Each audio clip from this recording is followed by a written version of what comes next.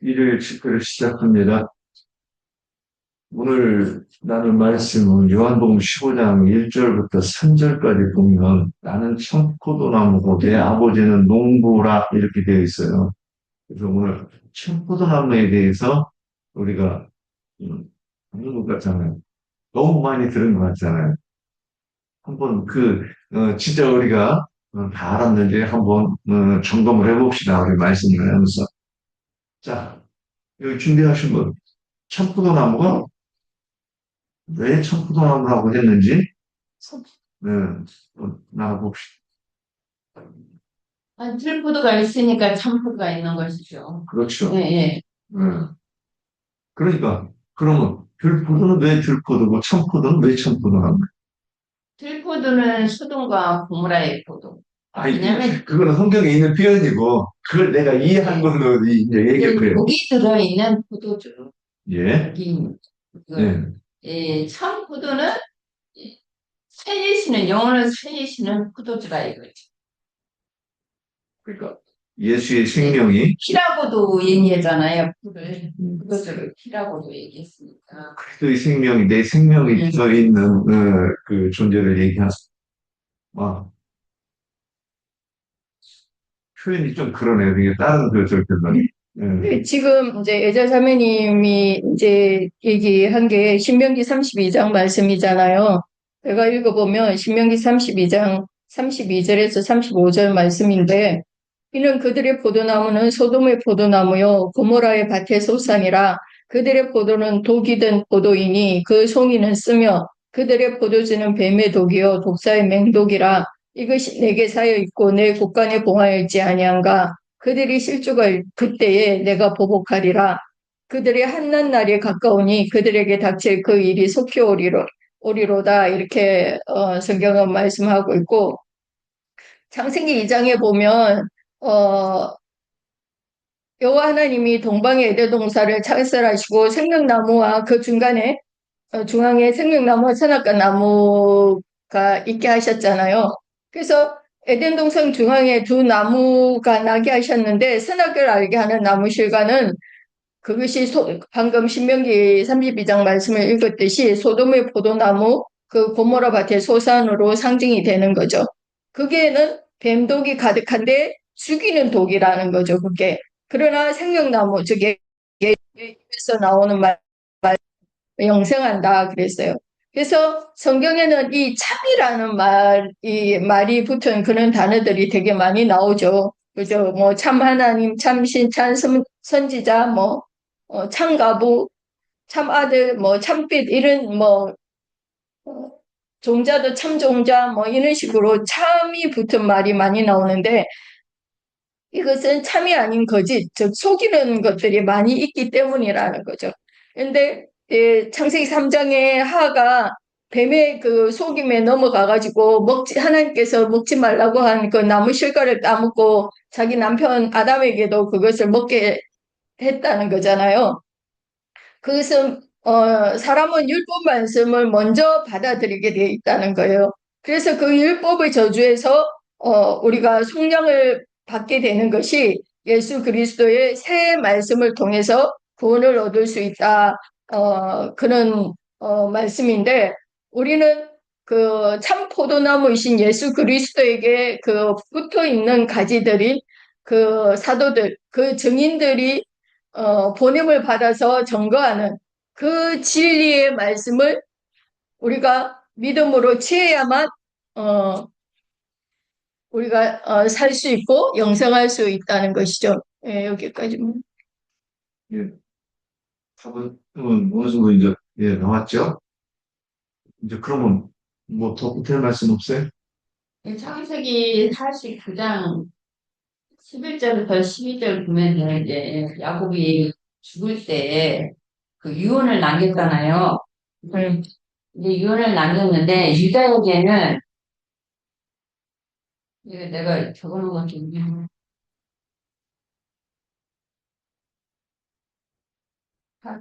38장 21절 되구나. 그의 나귀를 포도나무에 매며 그의 암나귀 새끼를 아름다운 포도나무에 맬 것이며 또 그 옷을 포도주에 빨며 그 국장을 포도즙에 빨리로다. 그의 눈은 포도주로 인하여 붉겠고 그의 이는 우유로 말미암아 썩이로다. 근데 이제 유다에게 이런 그 유언을 남겼는데 이 지금 유다에게 유언을 남긴 이 복은 예수 그리스도가 실로라고 했거든요. 실로가 오시기까지. 그러니까 이거는 주님이 예수께서 오실 것을 지금 미리 이게 그 야곱이 유다에게 축복을 한 것이죠. 이게 예수님은 분명히 유다 자손에게서 나오는 거잖아요.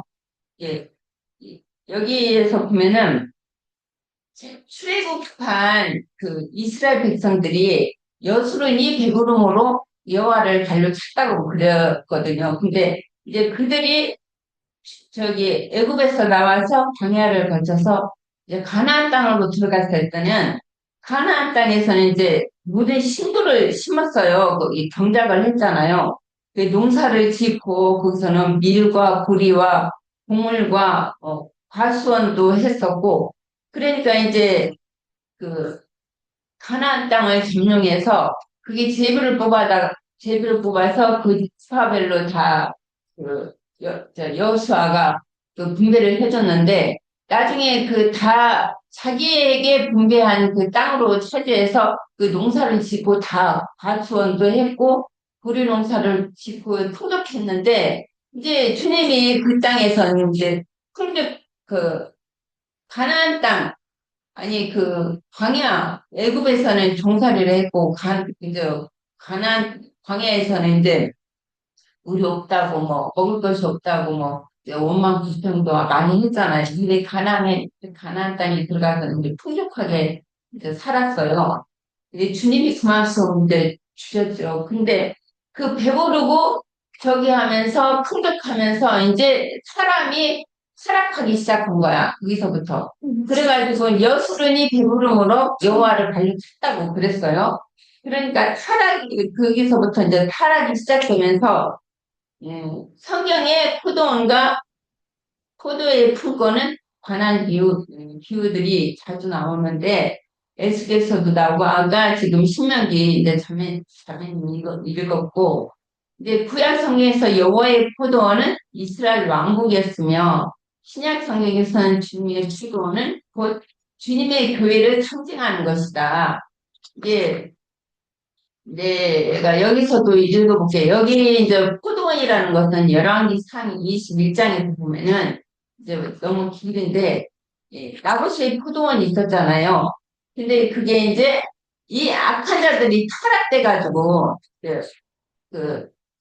가나안 땅에 들어가니까 모든 것이 풍족하고 주님이 배부르게 주고 이제 거기서 먹고 살만하니까 그 마음들이 이제 그 가나안 땅의 신들에게 이제 돌아가는 것이지 그 마음을 이제 마음이 중요하니까 그러면서 이제 타락의 길을 가게 됐잖아요 이스라엘 사람들이 지금도 여전히 이 교회 생활을 통해서 그 목사들이 뭐 땅의 축복, 하늘의 축복 다 받기를 원하고 그렇게 가르치고 있잖아요. 그게 모든 신자들이 처음에는 이제 구원을 받으려고 저기 예배당이나 교회에 나갔다가 그런 이제 가르치는 거짓 선지자들이 저기 그렇게 가르치기 때문에 그 마음이 탐심이 더 들어오는 거야. 땅의 복도 받고 하늘의 복도 받고 그래서 사람들의 마음이 더 강팍해지고 더 악해지고 예수님은 입으로는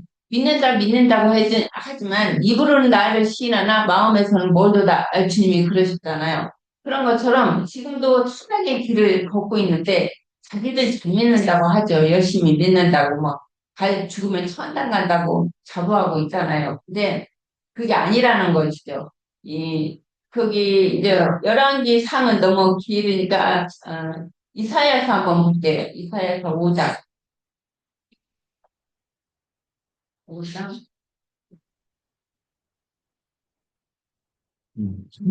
첫 포도나무에 대해서 하는데 포도원에 대해서 하고 예. 청포도라고 한 이유에 대해서 지금 먼저 얘기해 주실래요? 나는 내가 사랑하는 자를 위하여 노래하되 내가 사랑하는 자의 포도원을 노래하리라.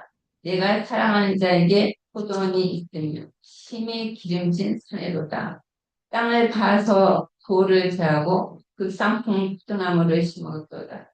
그 중에 망대를 세웠고 그 안에 수풀을 팠도다. 좋은 포도 매시기를 갈아야 했더니 들포도가 맺었도다. 아까 그 자매가 신명기 읽은 것처럼 이제 여기서 이제 이어서 이제 말씀이 이어가는데 예루살렘 주민아 유다 사람들아 구하노니 이제 나의 포도원 사이에서 사리를 판단하라. 내가 내 포도원을 위하여 행한 것 외에 무엇을 더할 것이 있으랴. 내가 좋은 포도 맺기를 기다렸거늘 밀포도를 맺으면 어찌면 됨이고 이제 내가 내 포도원에 어떻게 행할지를 너에게 있으리라. 내가 울타리를 걷고 막힘을 당하게 하며 그 담을 걸며 짓밟히게 할 것이요. 내가 내 것을 그것을 황폐하게 하리니 다시는 가지를 자르기나 독을 돋지 못하여 찔레와 가시와 날 것이며 내가 또 구름에게 명하여 그 위에 비를 내리지 못하게 하리라 하셨으니 무릇 만군의 여호와의 포도원은 이스라엘 족속이요 그가 기뻐하시는 나무는 유다 사람이라 그들에게 정의를 바라셨더니 도리어 포악이요 그들에게 공의를 바라셨더니 도리어 부르짖으였도다. 이렇게 말씀하셨어요. 그리고 이제 이 포도원에 대해서는 이제 흔히 나오는데, 포도원의 그 나무를 깨끗해 한다는 것은 열매를 맺을만한 가지들은 놔두고, 그 가지들이 열매를 맺지 않는 그 원래는 원 가지에서는 열매가 맺지 않아요. 그러니까 농부들이 보면은 과수원 보면은 그 묵은 가지들을 다 쳐내더라고요. 쳐내고 새 가지가 거기서 나오면 새 가지에서 열매를 맺어요. 예. 과수원에 보면은 그 묵은 가지들을 다 쳐내잖아요. 이게 가로수에서도 그래요. 가로수랑 보면은 사람 그 일꾼들이 다 묵은 가지를 쳐내면 거기에서 새 가지가 나오면 새 가지에서 열매를 맺는다. 이제 새 가지에서 나오는 것은 가지를 가지고 많은 가지들을 가지치기 하고 그 모세의 제자들을 자치하던 자들과 결탁한 유대인들이 천국에서 쳐낸다는 뜻이다. 이것은 그러니까 서기관 바리새인 율법사들이 이제 주님이 오셨을 때 그들은 유대교인들은 쳐내고 그 쳐낸 자리에 접붙임을 받아서 이방인들을 이제 접붙이는 것이잖아요. 우리는 지금 이방인이니까 이방인 때를 지금 맞이해서 이방인이 접붙임을 받아서 이제 나혜진님도 말씀하셨는데 접붙임 자리에는 뭐 나는 그 가지치기 접붙임에 대해서는 모르거든요. 근데 나혜진님은 그거를 많이 겪었기 때문에 그다음 뭐 진흙을 발라서 뭐 거기에 가지친 것을 우리가 세 가지를 접붙여가지고 이렇게 묶어준다고 이렇게 하시더라고요. 근데 거기에서 이제 이방인을 접붙이는 것이잖아요. 이제 이방인을 접붙이는 것은 이제 로마서에 말씀 많이 나오는데 로마서 한번 볼게요. 로마서 11장에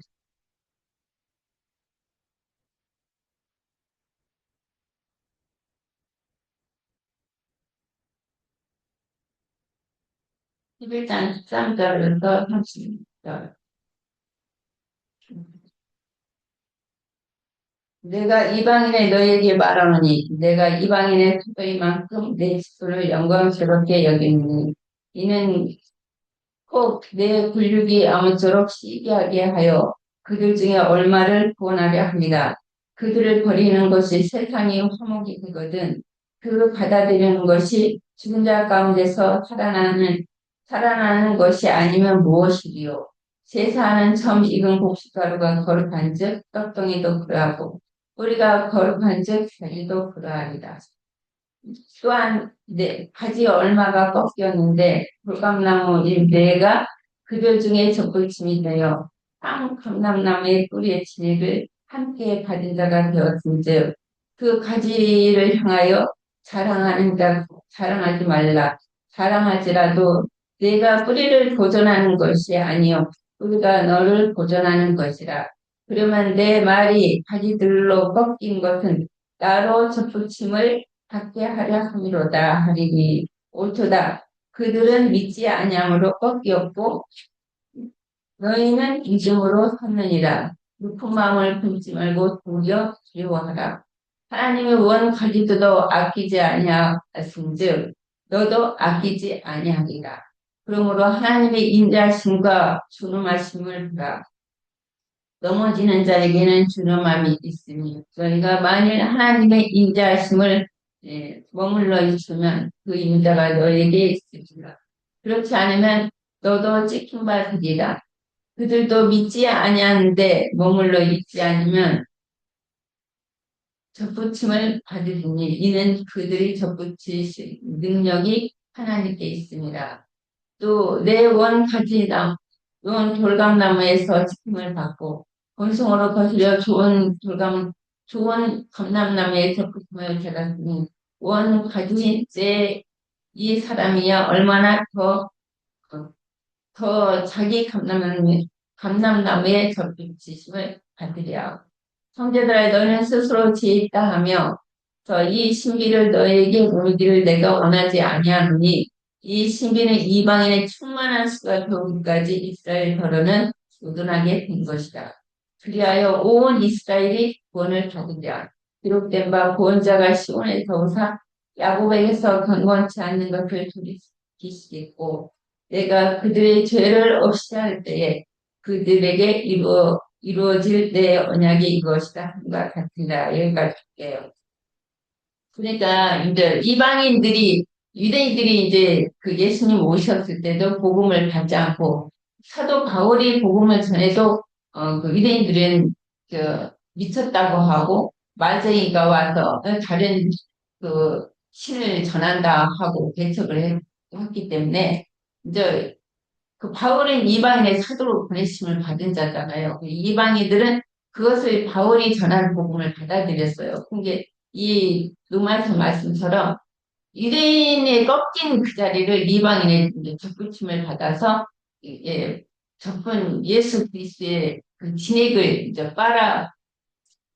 빨아들이면서 가지가 이제 열매를 맺게 되는 것이잖아요. 이게 로마서 말씀에는 이게 유대인이 넘어지지 않으면 이방인이 구원을 받을 수가 없잖아요. 이게 우리 지금은 이방인 때고 이방인의 충만한 수가 처음에는 이제 주님은 이제 나중에 그 넘어졌던 유대인들을 다시 이제 구원하실 저기가 오는 거잖아요. 네, 여기까지 할게요. 그러니까 참보다나무는 왜 참보다나무라고 했느냐. 계속 질문이 다 돌아가는 거예요.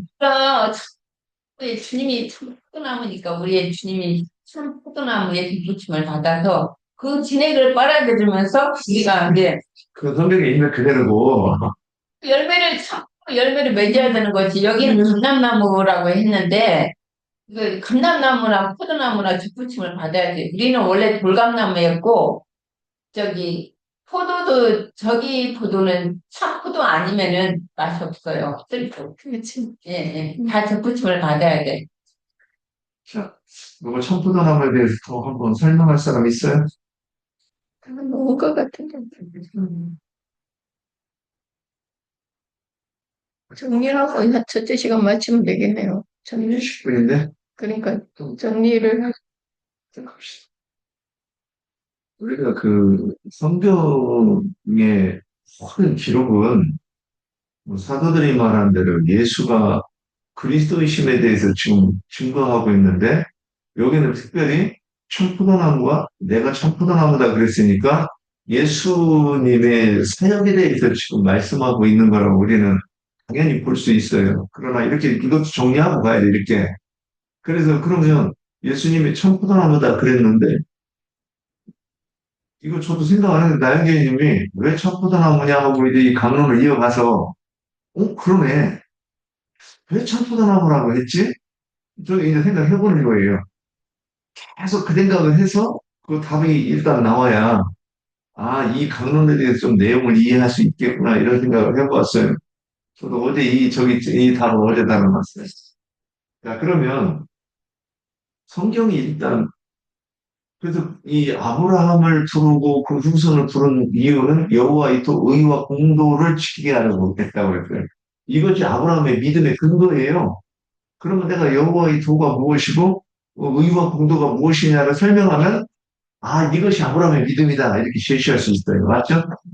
그 다음에 그러면 내가 아브라함의 후손이 되려고 그러면 내가 아브라함이 가졌던 그 믿음을 내가 가져야 내가 아브라함의 후손이 되는 거죠. 우리는 상관이 없잖아요. 그죠?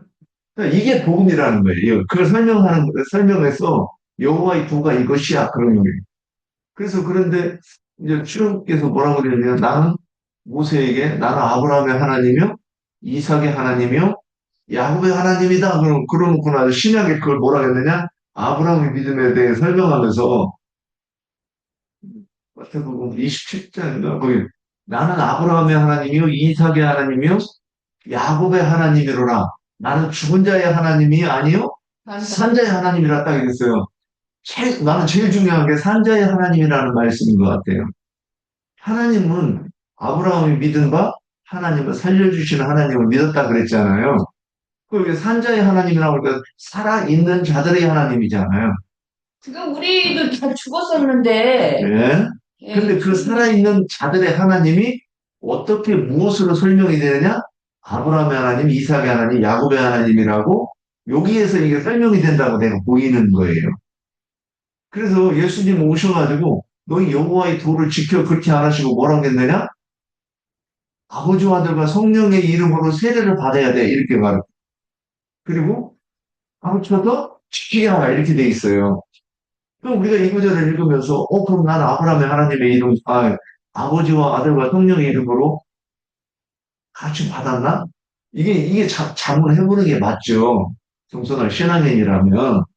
그리고 또 내가 전도한다 그러면 뭐가 전제돼야 돼? 아버지와 아들과 성령의 이름을 가르치는 것이 전제되어야 그걸 전도라고 할 수 있다는 거예요. 이제 그래 놓고 나서 사도들은 또 뭐라고 했느냐? 예수는 그리스도라. 이걸 가르쳤다고 했어요. 그러면 예수가 그리스도임을 가르쳤다고 하면 여호와의 도에서 벗어나고 아버지와 아들과 성령의 이름에서 벗어났겠는가? 그래서 우리가 이제 여기까지 이렇게 논리를 하는 것도 여기까지 하는 것도 뭐 큰일이죠. 그런데 실제는 여호와의 도가 무엇이냐? 아버지와 아들과 성령의 이름이 무엇이냐? 예수가 그리스도라 하는 것이 무엇이냐? 이거를 내가 사람들한테 전해야 그게 진짜 전도고 내가 살아있다는 증거가 되는 거고. 고린도서 13장 5절에 보면 너희가 믿음이 있는지 너희 자신을 시험하고 확증하라 그랬는데 뭐 이걸 근거가 없어. 뭘로 시험을 하는데. 그러니까 아브라함의 믿음이 내가 가졌느냐? 아브라함의 믿음이 그럼 뭐냐? 아브라함의 믿음을 가졌으니까 되본다는 거야. 아멘 그렇더란 말이에요. 그럼 그 아브라함의 믿음이 뭔지 설명해봐. 그러면 이제 눈알만 딱 하면서 당황하게 되는 거죠. 그러니까 우리가 이렇게 자꾸 껍데기만 붙잡겠다는 거예요. 자꾸 질문을 그래서 그럼 그게 뭔데? 이렇게 자꾸 질문이 들어가야 주님과의 그게 대화하고 내가 진리를 추구하는 것이 아니겠는가? 오늘 이제 참포도나무에 대해서도 저도 다 아는 줄 알았어요. 이거 질문 준비하기 전에는. 그랬는데 참포도나무에 생각하다가 보니까 점점점점 내용이 붙는데 참포도나무 하나만 가지고도 며칠 해야 되겠더라고. 자, 그러면 왜 참포도나무라고 했느냐? 이걸 질문을 했으면 이제 여기에 대해서 답을 해야 될 것 같은데 우리는 율법과 선지자의 때를 무슨 나무로? 무화과 나무로. 그죠?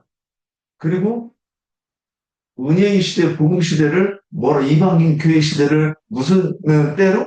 나무로 치면 포도나무로 지금 이렇게 표현하고 있는 것을 볼 수 있어요. 이거를 근거로 제시할 수 있는 게 창세기 9장 20에서 23절에 보면 노아가 새 땅에 정착해서 뭘 했어요? 포도나무를 포도나무 농사를 지었다고 이렇게 돼 있어요. 네. 그러니까 이게 뭐냐면 새 시대를 상징하는 거예요. 그 예수님이 첫 포도나무 얘기를 했을 때 여기서 이걸 인용해서 말씀하셨다고 우리는 볼 수 있겠다는 거예요. 그러면 새 시대는 또 그러면요, 새 시대는 어떤 시대냐, 우리는 설명할 수 있어야 되겠죠. 그럼 새 시대는 어떤 시대예요? 한 시대가 끝나고 예. 이제 그 율법과 선지자의 때는 이제 그 마지막을 장식한 게 예수님이잖아요. 예수님의 사역이 이제 율법과 선지자의 시대를 이제 마감하고 이방인의 시대, 이제 은혜의 시대로 이제 전환하는 그 전환점이죠. 그래서 율법과 선지자의 때는 어떤 때였어요? 모세가 하나님의 영광을 보여달라고 했을 때, 하나님이 모세에게 뭘 보여줬죠? 등만 보여줬죠. 자, 등만 보던 시대에는 이 포도나무 열매가 될 수 없다는 거죠. 그래서, 그러면 새 시대, 그리고 하나님께서 창조의 목적을 말씀하시고 또 과정을 말씀하시고 성취된 이후에는 어떻게 되는가를 이게 성경의 내용이라고 볼 수 있죠. 전체 내용이라고 볼 수 있죠. 근데 하나님의 나라가 성취되는 과정이 율법이 선포되고 나서 그 다음에는 그 율법을 하나님의 온전하게 하신 율법으로 해석하는 때가 있었단 말이에요. 그래서 율법을 온전하게 해석해서 가르치는 때를 우리는 어떤 때로 보느냐? 아들의 얼굴을 보는 때라고 돼 있단 말이에요. 하나님의 영광을 앞에 우리가 나아가서 하나님의 영광을 보는 때라고 지금 이렇게 돼 있는 거예요. 이때가 어느 때냐? 청포도나무의 때에. 근데 나무는 무엇이라고 우리는 이해를 하고 있어요? 네, 인격으로 이해를 하죠.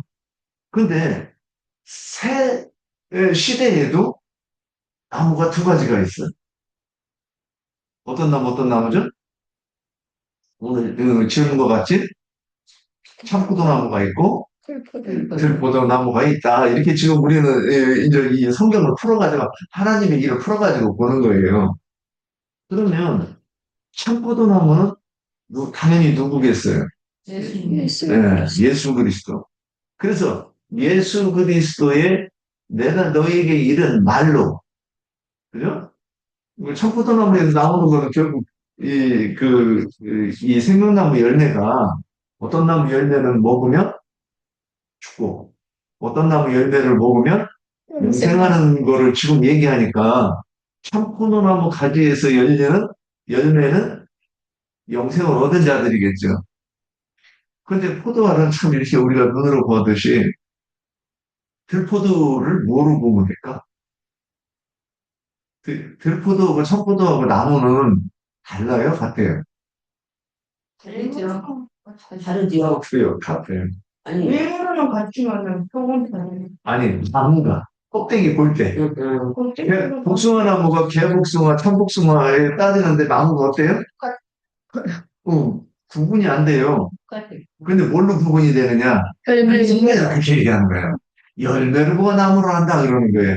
그러니까 같은 나무인데 맺힌 열매는 청복숭아는 크기가 크고 개복숭아는 먹을 것도 없고 근데 먹을 것도 없는데 다시라도 있으면 그러니까 여자를 보고 뭐라고 얘기하느냐. 야, 원청이에서 끝나지 않고 얼굴까지 얼었더라 이렇게 얘기하면 최악이죠. 옛날 그런 말 있잖아요. 공부가 언제까지 해가지고 막 이런 얘기를 하면 뭐 남자도 똑같은 거예요. 근데 이 들포도 이 개복숭아, 돌감람나무, 뭐 돌배, 우리 똘배 이렇게 내 보면 집도 있어요. 며느리 내주는 말씀. 예, 그렇죠. 아니 근데 이 우리 돌배를 예를 들면 적기도 적은데 씨는 또 커. 그러니까 생명력은 강해. 근데 먹을 건 없어 사람에게. 그러니까 지금 이런 모든 걸 가지고 얘기하는 거예요. 그럼 자 이제 포도를 한번 봅시다. 포도알은 특징이 뭐예요? 즙이 많아. 우리로 당도가 높아. 그래서 이것이 결국에는 뭘로 하느냐? 포도주를 만들 수 있는 재료가 되는 걸로 우리가 이렇게 하고 이제 봅시다. 그래서 참 포도나무라고 하는 것은 우리는 영적인 세계는 두 가지밖에 없죠. 지금 뭘 얘기하는 건지 혹시 감지하고요? 무슨 세계가 있었어요? 하나님의 세계와 사탄. 마귀의 세계밖에 없는 거예요. 그러니까 다른 데로 갈 길이 없어. 오직 이 둘 중에 하나야.